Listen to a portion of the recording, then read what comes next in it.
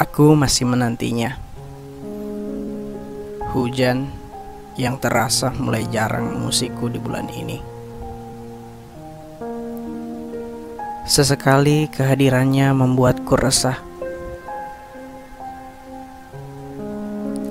Kerap aku mengutuk dengan bahasa yang paling sarkastik. Ia hadir dan mendinginkan hatiku, membuatku merasa sendiri di tempat baru yang tampak masih hangat. Selepas hijrahku dari kota seribu papan, aku tak punya banyak teman. Aku hanya bertahan dengan diriku, seraya mengingat separuh kenangan dengan orang-orang baik yang kutemui di negeri lumpur. Sebelum akhirnya campak dan gizi buruk merenggut kenangan, juga seantero kebahagiaan kami. Aku memutuskan pindah lantaran tak kuasa menanggung beban yang ada dalam jiwa ini. Ada konsekuensi yang ditanggung dan harga yang tidak murah tentunya. Membiarkan satu persatu kenangan itu terkelupas. Bak lumpur kering yang perlahan terlepas dari tiang umpak, lalu tercebur selamanya dalam pekatnya lumpur. Aku pergi dan memulainya dari titik nol. Titik kesekian untuk hidupku.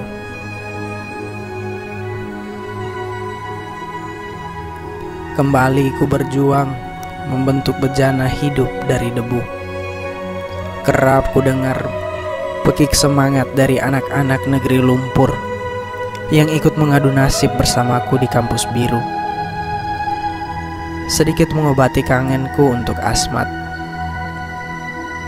Asmat yang tidak berdebu karena kami tinggal di rawa-rawa, natural, tanpa panjat sosial atau pamer barang branded.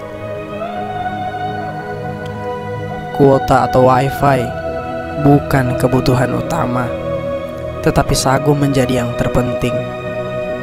Kami hidup asli tanpa pencitraan dan subur dalam kasih sayang yang alami.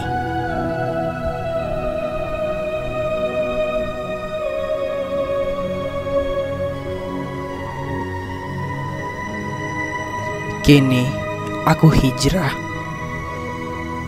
Kini aku pindah, lalu terjerembab dalam parit kelas sosial yang berbau busuk. Hari-hari kerap membosankan dengan masa-masa badut yang dialami di kampus.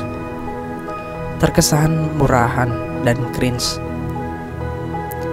Aku tak butuh tempat nongki-nongki, tapi sudah terseret jua rasanya.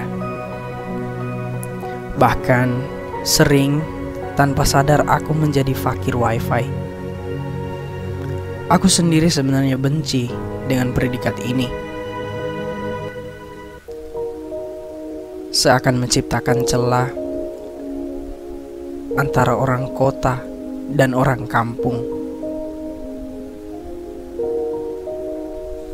Menjalani hidup pada peradaban yang berbeda membuatku mau atau tidak, ikhlas ataupun tidak sama sekali, harus bisa beradaptasi. Aku masih berjalan dan mencari sebuah ketenangan untuk hidup. Merindukan situasi hening untuk menulis pesan-pesan batin.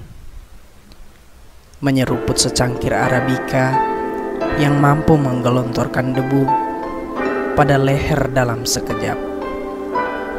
Atau bahkan kesunyian yang akhirnya menghantarkanku untuk menjalin komunikasi monolog dengannya. Semua terasa abstrak, begitu jauh untuk kucapai di sini. Mayoritas nampak mengkotak-kotakan hidup dalam layar ponsel. Bahkan teman-teman, atau entahlah mereka yang bisa dianggap teman atau tidak, mengikuti ekspresi asli dari alam bawah sadar mereka. Menjulur lidah tanpa malu, mengunggah story cringe atau pamer untuk panjat sosial, menjadi pemandangan lumrah saat mataku mulai melek di layar ponsel.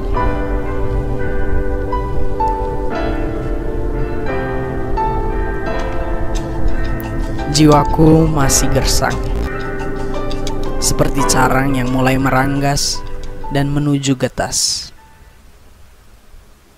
Semacam ada kebutuhan besar untuk sebuah sumber air murni yang mampu memuaskan dahaga panjangku. Mungkin ini penyebabnya. Aku mulai jatuh rindu pada hujan. Sayangnya, dia tak hadir lagi. Entah sudah berapa jauh perjalanan yang aku tempuh, sampai akhirnya terasa kakiku penuh darah dan nanah. Berharap semoga infeksinya tidak parah dan akhirnya membuatku mengalami kerusakan hati, lalu menjadi manusia apatis. Aku tak bisa berhenti karena setiap hari aku diberi kesempatan untuk bernapas dan berjalan, untuk mengumpat atau berserah sambil melambungkan rasa syukur, untuk sebuah tobat dan separuh hilaf, untuk sebuah cinta yang bebas dari kadar fake. Tak terasa, dingin menyelimuti sekujur tubuhku. Seketika itu alarm alam dan wekerku bersahutan berbarengan. Ku coba untuk mengencangkan mata sebab telinga sudah terusik oleh riuh gesekan plat dalam mesin yang berwarna hitam itu. Suasana seakan menendang pantatku untuk segera bangun dan menyudahi perjalanan panjang di lorong mimpi. Pukul 5.00 Wita. Samar-samar, namun bisa ku pastikan sebab itu jam bangunku sekalipun aku insomnia. Pagi ini, aku mengganti kutuk dengan syukur. Seraya menjaga keheningan, aku melangkah pelan menuju pemandian.